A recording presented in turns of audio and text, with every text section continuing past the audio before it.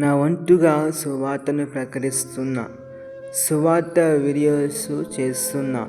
ఎంతోమంది వీడియోస్ చూస్తున్నారు, కానీ ఎంతమంది ఆత్మీయంగా ఎదుగుతున్నారో లేదో అర్థం కావటం లేదు. పడిపోయిన ఆత్మీయ జీవితాన్ని తిరిగి కట్టుకోవాలని, సువార్త ద్వారా సంపూర్ణంగా మార్పు చెందాలని నా అభిలాష.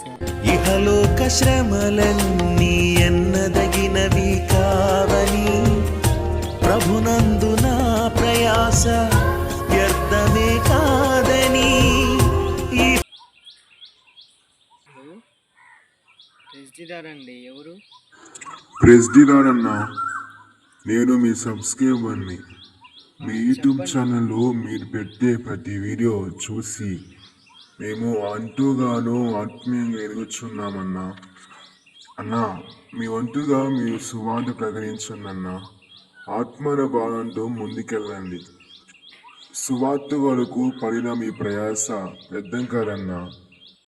యేసయ్యా, నీకే మహిమ కలుగును గాక.